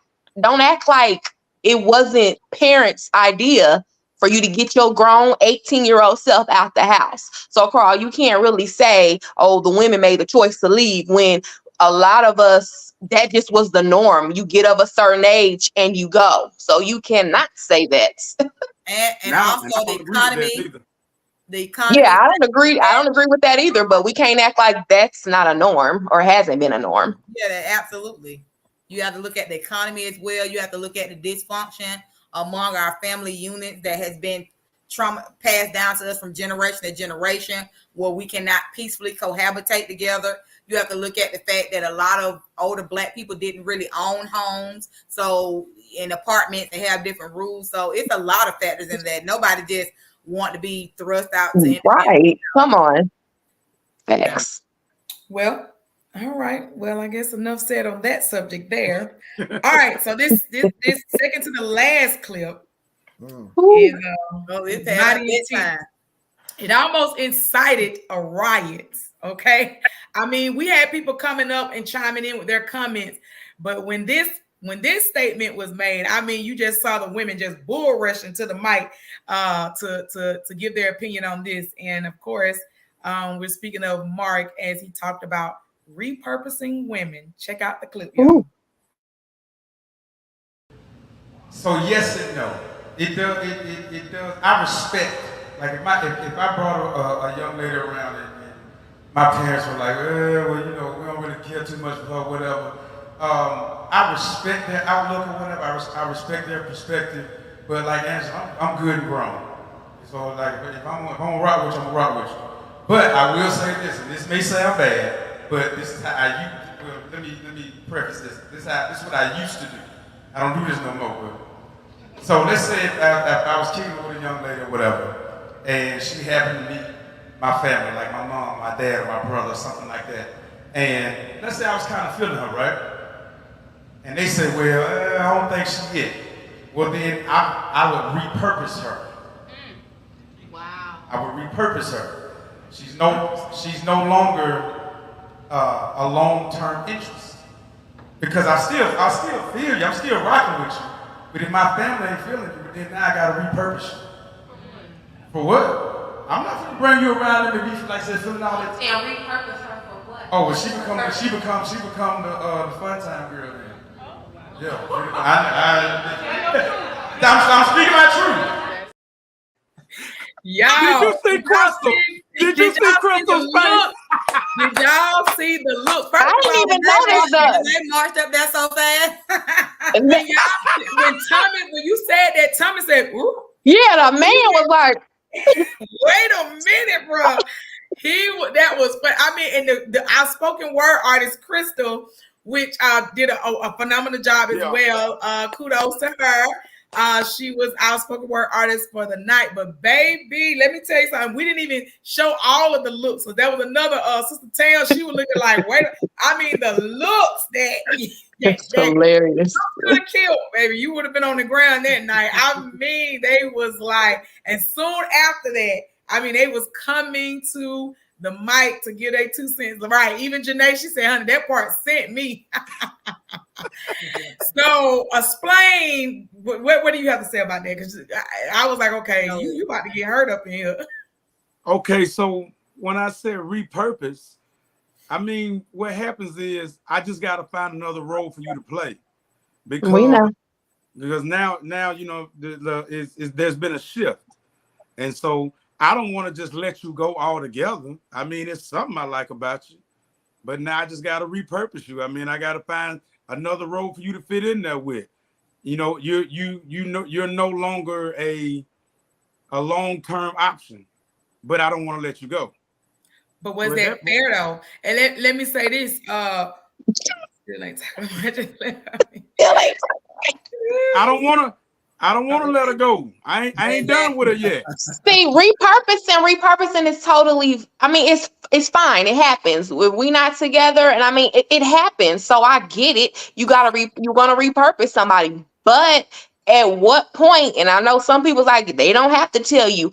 Honestly, a little boy ain't gonna tell you, but at what point do you feel like you shouldn't maybe tell this person, hey, I'm not feeling you that much? That be the problem in our relationships and why people got so much trauma, because it's called deceit. It's called leading people on. So I don't care what nobody say, that's a problem. Yes, you can say all day long, hey, the woman should get it. Absolutely, she should get it, but you also should be held accountable and stop deceiving people and leading people on. Saying I'm just gonna repurpose you and not tell you, that's crazy. Absolutely. But it happens on both sides. Janae just said, why not let her go to go meet some man? I'm like, listen, I wouldn't be holding her from me if she met a guy. Listen, good luck to you. That's cool. I'm not tripping or whatever. But y'all know most women are not, once her emotions are tied to you, she's not really looking at another man like that. The only time a woman can be able to juggle men is if she's emotionally damaged and scarred, and she just don't care kind of attitude, or I'm gonna get you back. No, I wouldn't say that because I don't think juggling men, like dating and just being out there, because I mean, if I be honest, I've dated a couple of guys at the same time. Well, you know, I would, when you talk about dating, like, you know what I'm saying, it don't necessarily mean like engaging. It's only, she means juggling, like he said, we kicking it, like kicking it. Now, okay, dating, talking to people, absolutely, of course, we can do that, and we do that. But really spending a whole lot of time with one person because y'all are moving in a direction, that's different than just dating multiple people. Do they got a title though? You basically saying they got that a title. part. Valencia said tread softly, step to correct it. No, that's funny. But yeah, you don't have to have a title. It's not even about the title, because If you want to repurpose her and y'all don't have a title, again, that's totally fine. It happens, and 9 times out of 10, if that's not if you don't end up marrying that person, that always happens. So that's something that's common. We all get repurposed. It all happens. So it doesn't matter about a title. You be an adult and have a conversation, and you don't lead people on. So, Mark, were you dating these? Were you in an exclusive relationship when you and inform us? Let us know. Is this who you really are? Is this who you still are? And also, and also, were you in a relationship with these women? Were you in a relationship with these women when you repurposed? I hope not. No, you can't. You don't repurpose nobody. You're in a relationship. Oh yeah.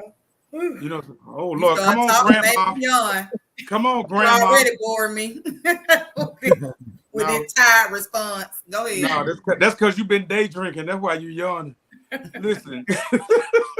No, you don't repurpose nobody you're in a relationship with, but I told y'all Saturday, if y'all don't have the conversation, y'all ain't together. Period. That's fine, but that's a whole nother story. Repurposing and not telling a person or not having conversation, to me, it has nothing to do with if y'all in a relationship or not. It doesn't. Why would it be deceptive though? I mean, I'm not. Okay. Let's be honest here. Let's be honest. Let's cut the bull crap. This woman that you repurposed, let's be real. This woman that you repurposed after your family said, hey, we're not feeling her. Weren't you guys moving in a direction? There was no title, but y'all was feeling each other and moving in that direction. Tell the truth. We were exploring possibilities. Okay.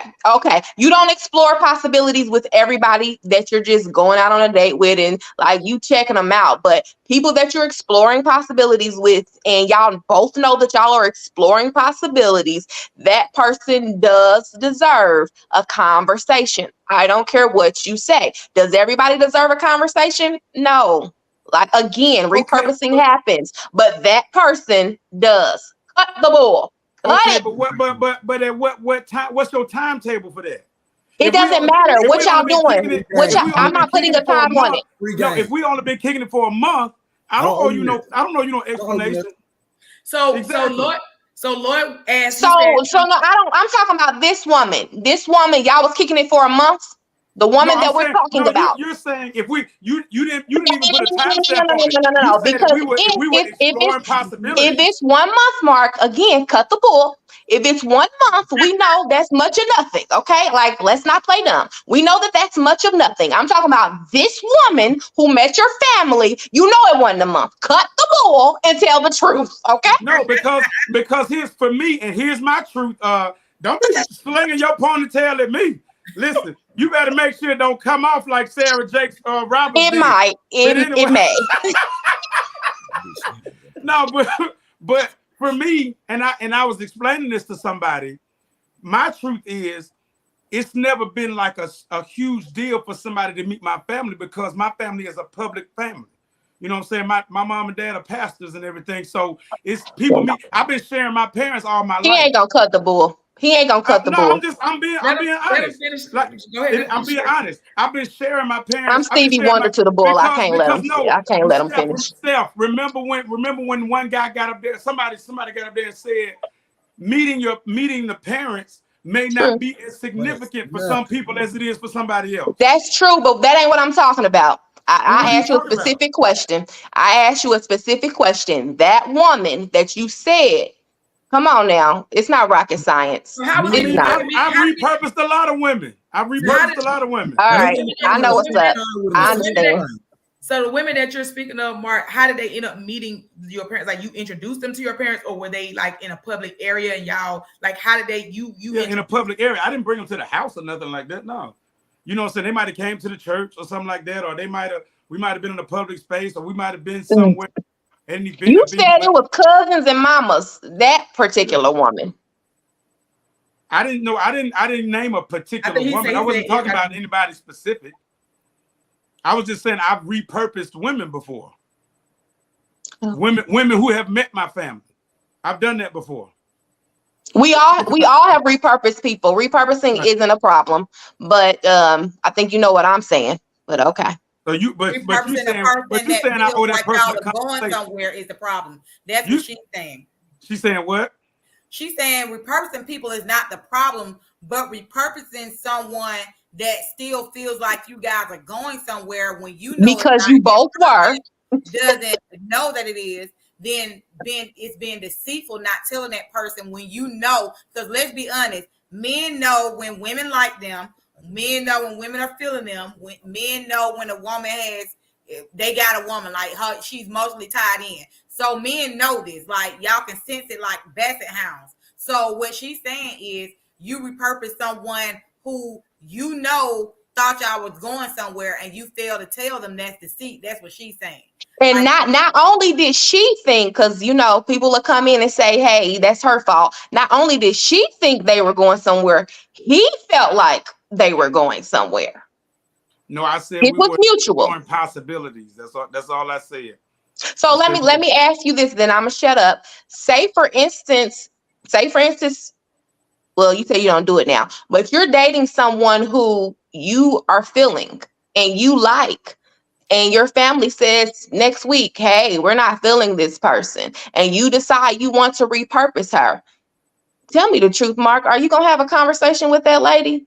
And you know that y'all both are feeling each other and y'all both are moving in a direction. Are you not gonna have a conversation with that lady, or are you just gonna lead her on?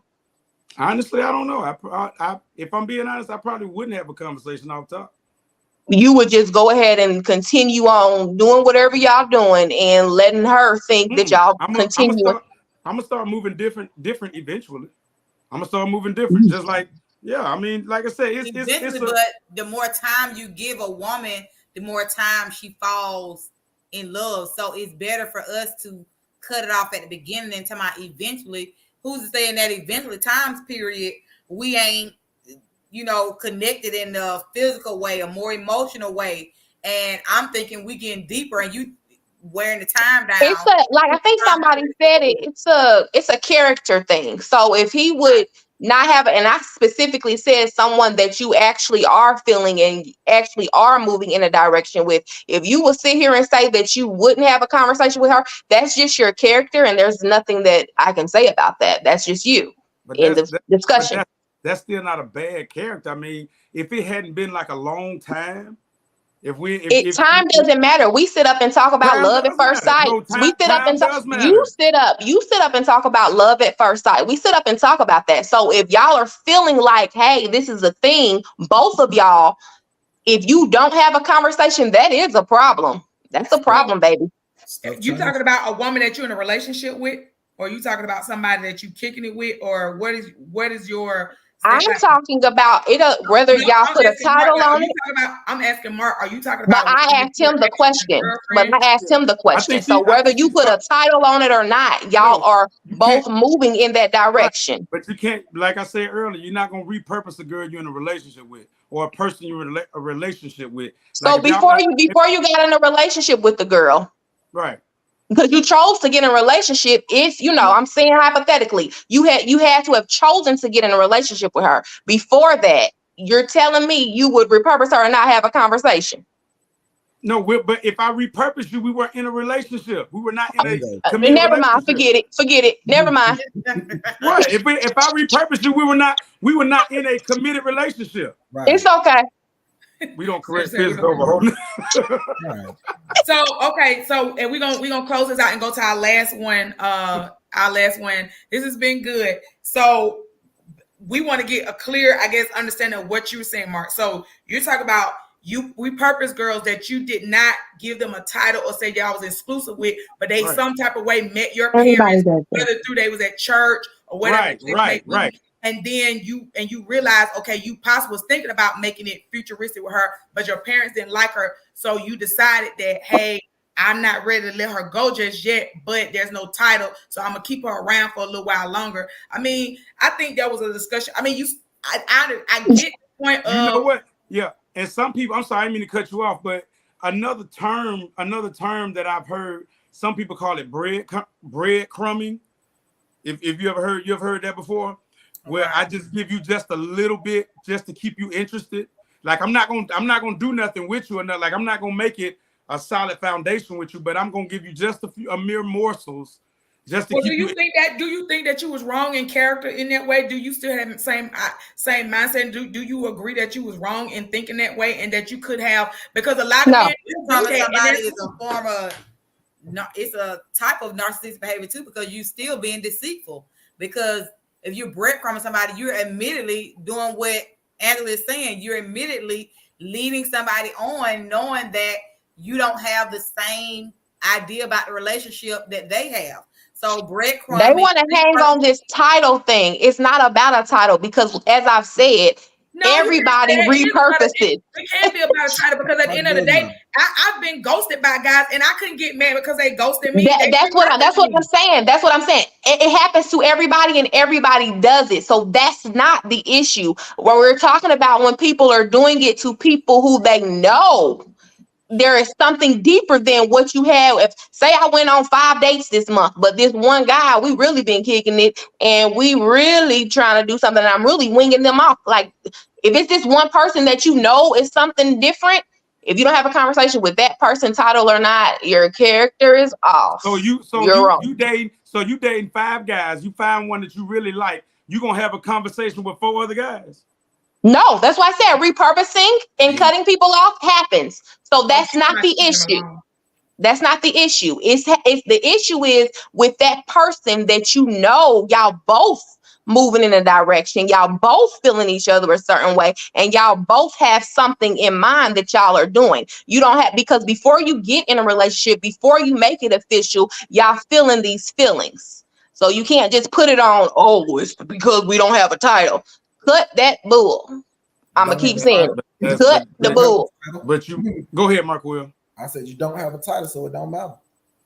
That's what you want to keep hanging it up on. And well, the thing is, Angela, you want this complex answer from us, and it's not complex. It's like, if you don't have a title, then I can repurpose you, period. And I don't owe you an explanation. My wife or not. Right. I'm not. Okay, I guess. Okay, so there's levels to no title. Is there? So y'all saying it's not levels, and this gonna get prolonged, so we can shut it on up. But I feel like this whole no title thing, there are levels to that, because before there is a title, there was no title. So when you get a title, there was no title, but you can't tell me you didn't have feelings for this person and a purpose for this person before a title. And that's the person I'm talking about that you need to have a conversation with. The one that you did have a purpose for, the one that you was thinking, hey, this could be a thing, and it's probably about to be a thing. I want to be serious with her. I'm considering her for real. That's the person that you're supposed to have a conversation with. Everybody else, no, duh. You don't have to. I don't think it's that complex. And you can call it character. You can call it a character flaw all day long. But the point we have to disagree to disagree. If you are not established, and then they saying totally different. They feel like if you don't have no title, you ain't got no rights to ask them, you know what I'm saying, why you repurpose or whatever it may be. So I see where both sides are coming from. So have y'all ever been ghosted before? Have anybody ever been ghosted? Hold on, say that, Markwell. Yeah, I've been ghosted before. I've been ghosted twice. Have anybody waited by that phone?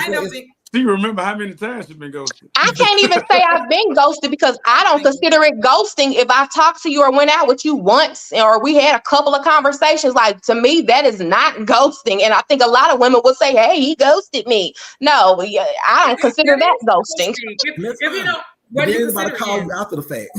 Did anybody call you after they decided they didn't want to talk to you no more? And I see, that's why I've realized too, these conversations, I'm on a whole nother level, because if I just met you, we went out once, and we had a few conversations, baby, you didn't ghost me. We just weren't feeling each other, and I don't care. And some women feel like, oh, he ghosted me. That's different.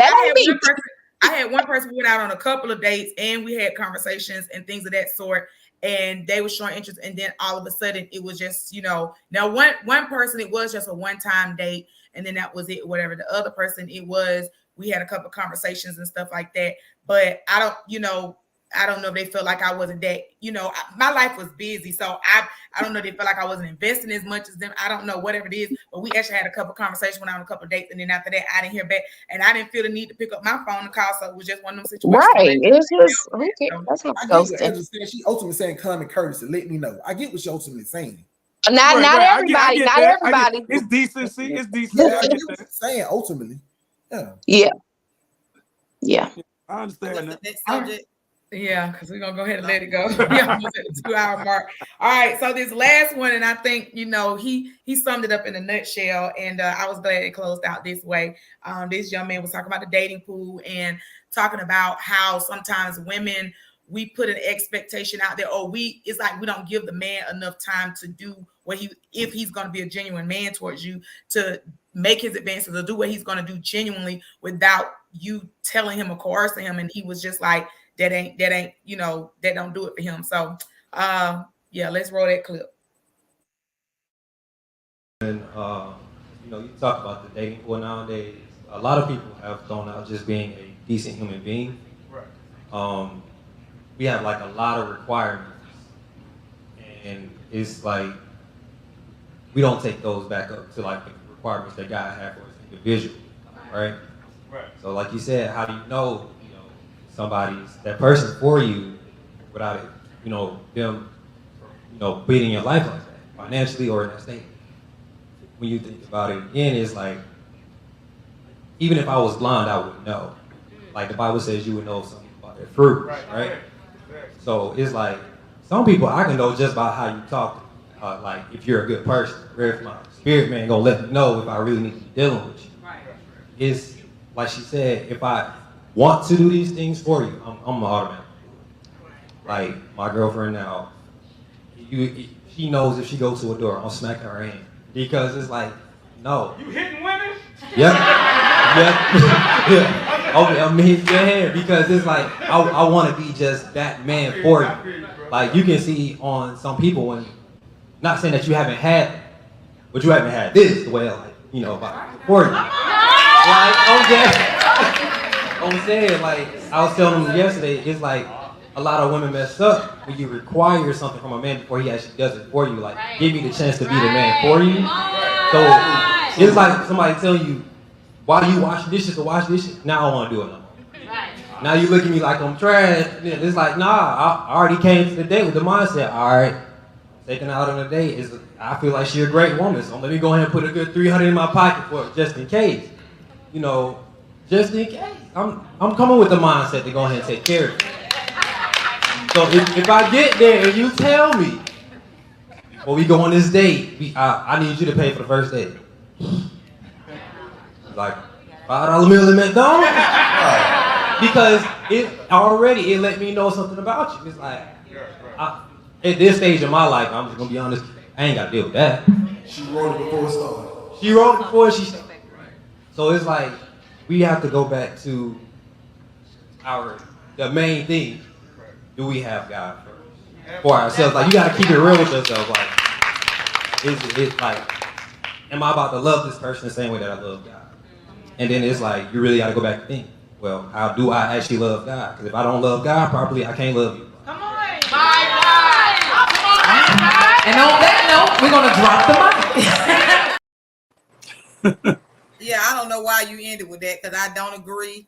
And furthermore, you talking about advice, and I love him. He's sweet as pie, but look at the age. We talking about he's in his 20s. You know what I'm saying? That's still a baby. You know what I'm saying? Really, like you got to really talking about. Don't do him. No, I'm not saying that. I'm saying really what don't you agree with, Jerica? What didn't you agree with? He was saying that a woman shouldn't require. You should wait till a man show. He said you should wait till a man. Basically, that's what he said, and he's telling. That's true, though. It's true. That's any human. For instance, this is the guy I went to high school with. He just posted. He's talking about happy 4-year anniversary to him and his old lady. They've been together 4 years. She done gave him 2 children. They not married, and he talking about happy anniversary. So how long is she supposed to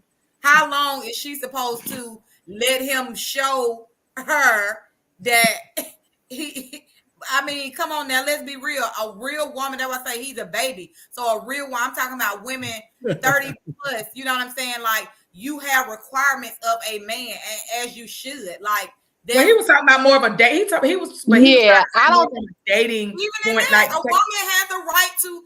But what he was saying, but what he was saying that, and he's speaking from what I gather, he's speaking from a decent man, because when you listen to him, he started off talking about most people don't have decent character. So he was speaking from a perspective of a man who has decent character, who knows, and has intentionality. He was saying that as a man who got decent character, he already has in his mindset, if he's feeling this woman, he's going to go ahead and, like, you heard him, he said, I'm gonna put $300 in my pocket to treat her to a nice time. So that's the perspective he's coming from. He's not coming from a man who don't have no type of character. Exactly. Stuff like that. He's talking about from a decent man perspective. He's saying, don't try to force a man to do something that he already, if he's a genuine man, he's gonna know off the top to do anyway. He said that's a turn off for you to try to tell him what to kind of do when he already got a mindset. I'm gonna treat you with the best. I'm gonna do the best. And that's what we have to get an understanding of. That man, I can't see that young man being the type of man that you were just talking about. You have to get an understanding of a decent, good man and the jacked up boy that you're thinking about. They are not the same. So what you're talking about is not a decent man, Jerica. A man, he's going to do just. What I'm saying is, he's saying that a woman should. What I'm saying is, a woman doesn't. A real woman, well, it's not a real grown woman, is not going up to no man on that. Hey, I require you to pay for this date. Hey, I require you to do this. No woman is actually saying that. It's just automatically known that we have certain requirements, and a grown man, we talking about 35 plus, automatically knows that he automatically knows he pays for the date. He does this, he does that. Like, it's not a verbal altercation back and forth. Like, hey, I require this. Oh, you require this. I ain't got to deal with that. Like, that's not really what happens in society. Like, that generally doesn't happen. So that's why I'm saying I disagree, because he's making it seem like a woman. They said some women are saying it. So if some women are. Let me say this right quick, Mark. A lot of times, it's just the presentation. It's how it's presented. They will serve it to you on a garbage can lid and expect you to just eat it. And I don't have to eat that. It's not the expectations the problem. It's the way they're serving it to you. Like, there's no other way for you to have this but this right here. And it ruins everything. It kills it. We grown folks. We should know what we got to do at this point. But go ahead, Mark. I'm sorry. No, hey, brother, amen. Where do I pay? Where do I put my offering at? She kind of quit about the church. Pass the collection plate. I'm with that. So yeah, I agree. Yeah. Presentation is everything. It's everything. Yeah, because I do feel like that there are, there are men who feel like they got to do the bare minimum, or want to only do the bare minimum, but want you to give them your all, your heart, your time, sex, whatever they want from you. And then there are women who present with this very arrogant, entitled mindset. They might not say it, but their body language, their action, their behaviors, the way they move is like, Ninja, you better do this for me, or you know what I'm saying, or you know what I'm saying. It's off the rip entitlement, and men can feel that. You don't have to necessarily say it, but men can feel that energy from you when you automatically come off with this entitled mindset. And at the end of the day, you're not entitled to anything when somebody's just getting to know you. Same way they're not entitled to anything. A man not entitled to your body when they just getting to know you. It's what y'all choose. It's what y'all decide. Is what your standards are. Is what you feel. How much you connect with this man, or whatever the case may be. And at the end of the day, whatever decisions that we make as an adult, whether good or bad, whether we're affected by them now or later on, we have to learn how to chalk that up and take responsibility of that. And a lot of times we're so busy pointing the finger and stuff, we don't look at the things that we do ourselves or whatever, to cause the disruption, the chaos, the heartbreak, the whatever in our lives. Because at the end of the day, when you get a certain age, you got to start seeing and understanding, what this person is showing you. And like they say, action speaks louder than words. So, I mean, that's my spirit. So Jerica was saying that, okay, there's an unspoken expectation. When you go out on a date, a man and a woman, the expectation is the guy is going to take care of this woman. He's going to be he's going to be fiscally responsible for the evening and for her well-being. So it's okay for her to have that expectation. But is the man allowed to have any type of expectations when going out on a date? Are we allowed to have whatever expectation he wants to? It doesn't mean that she's gonna get her expectation met, as we have seen some guys get you to a date and then tell you that we going Dutch, and he has a right.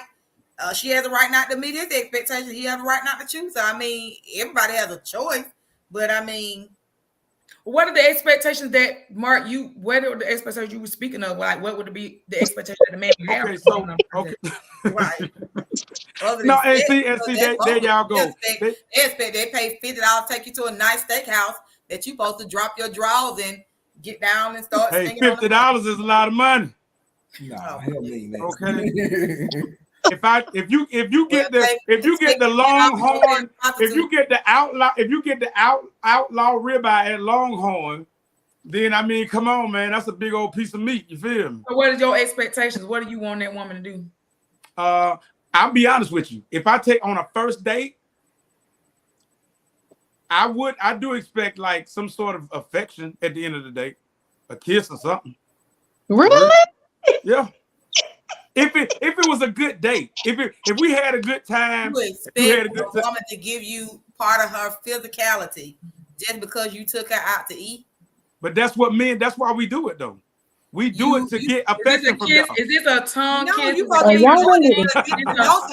of kiss are you expecting? Sister, that outlaw requires a kickback.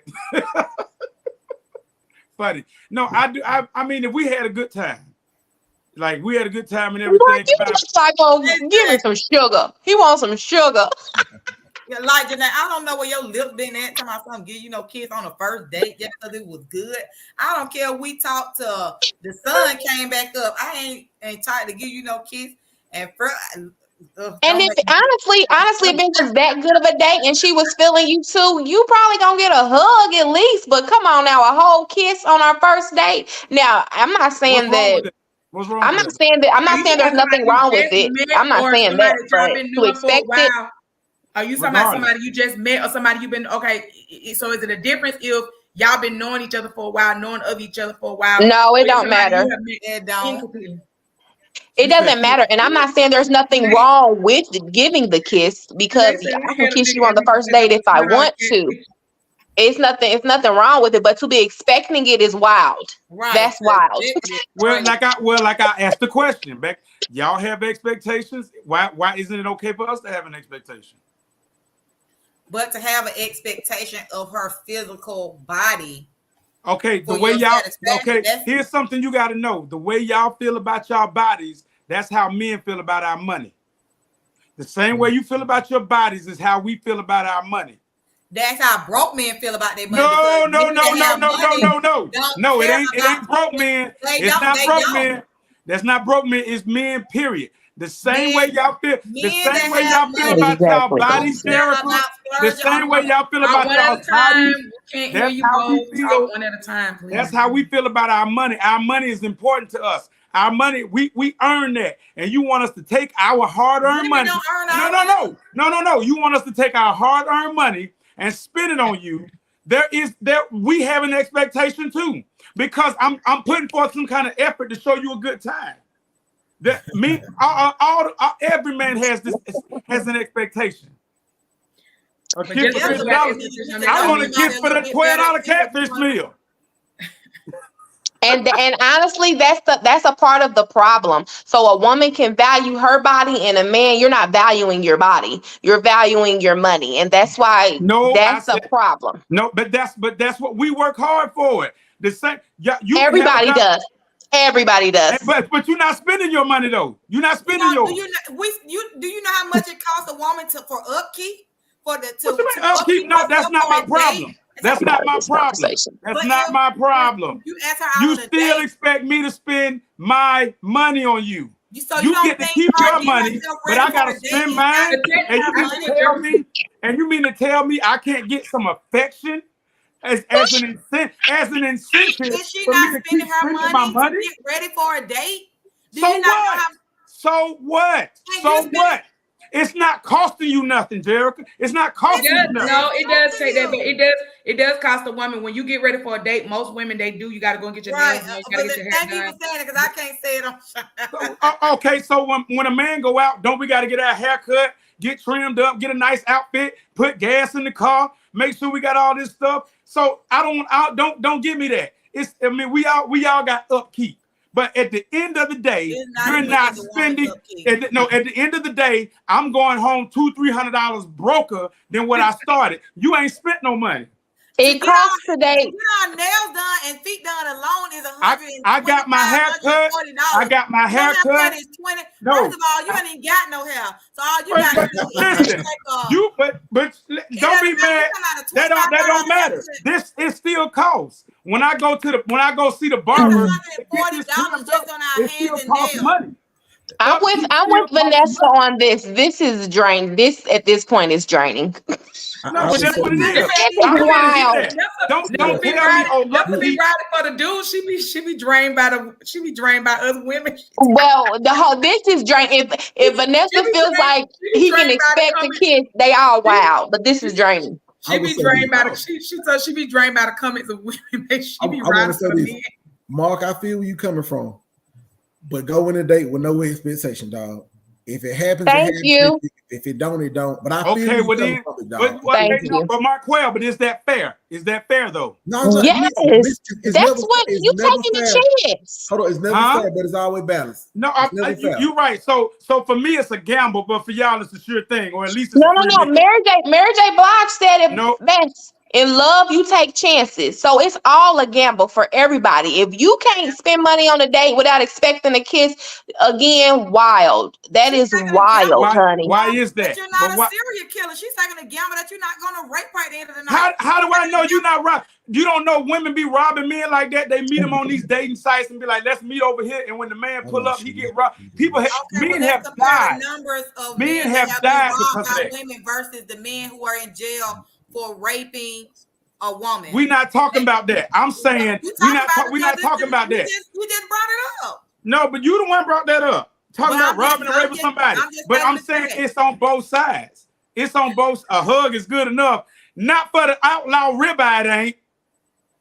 Well, I'm glad to know you y'all let Mark hype y'all up. Y'all let Mark get y'all all riled up and Mark be talking. Hey, Mark, and that's why I'm starting to have a problem. I'm starting to have a problem. I'm starting to have a problem with Mark, and I'm serious because on this show with these conversations, it's like Vanessa just said, there's never no resolve. I'm realizing, Mark, you really are coming in with rebuttal. You're listening to respond, and I understand you have so much rebuttal. It's called conversation. No. Can it be an effective conversation? Can it be? What does that say? It doesn't have to. We're all going to have our perspective. It doesn't have to be. It doesn't have to be a. It doesn't have to be a funny conversation, a meaningless conversation. Let it be an effective conversation. Stop with the constant rebuttal just to be right, and you sound crazy. Real perspective. But if you're gonna be triggered by everything, that's not a conversation. It's not. It's not about being triggered. As Stephanie said, some of this stuff you really are just talking. Let's have an effective conversation and let's be real. I'm giving you real perspective though. But you're so passionate. You're so passionate as if it's yours and you really believe it. It's been my truth at some point. That's what, of course, Stephanie. Of course, we're all passionate. We're all passionate. Yes. Okay. Okay. We're gonna let this go. Y'all see how controversial, how real it can get. We're gonna let this go because at the end of the day, we're all going to bring our perspective. We're all going to have a different outlook on it. And I don't think it's being, trying to bring. Where's the resolve? I'm tired of us It ain't not gonna having never be no resolve. I'm resolve. That's what tired of y'all us. gotta understand, Angela. I'm It tired ain't of gonna us. never be no resolve. Never. It can be. It can No, be it because you can't. think. Hold on. No. You think I don't want resolve, or you think I'm triggered. No, I can have conversations. I understand all perspectives and I respect them. I understand where people are. That's totally fine. But if you're coming in it being triggered, if you're coming in it trying to be combative against a woman or against a man, let's stop Who was that. being combative? I gave you real perspective. Even Marquel was like, I understand where you coming from, but if you gonna take it as just banter and like, oh well, we gonna reach a resolve on a grand scale of dating will never be resolved. I'm not saying we're gonna always reach one, but I believe a lot of this stuff. Well, a lot of this stuff we actually. Thing. You can reach a resolve between you and another person, but on a grand scale, it ain't gonna never be resolved. But what I'm seeing is a lot of this stuff we actually agree on. We actually agree on. We actually have the same understanding of a lot of this stuff. So but it's always something. So you agree a man should get a kiss after outlaw ribeye? I said a lot of this stuff, not everything. We don't agree on most things, but it is what it is. You got to have conversation. Conversation been going on since the beginning of time. They're gonna always go on. What is going on? We're letting this go tonight. I think we had enough. You know what? I will laugh at Vanessa's comment because it's like Stephanie said, like we always say, we passionate. I'm passionate about the conversation, but emotionally triggered about what? About what exactly? I'm gonna call you sis. Like what? I'm sorry, still. We're gonna let this go. We at our 2-hour mark, and again, I guess y'all must enjoy some of this controversy that we have because the numbers. Past my bedtime, really. It's past mine. I've been tired, but thank y'all again for tuning in. We appreciate y'all so much. Again, this is just our perspective. We're not saying that we have the answers. We're not saying that we got it all right.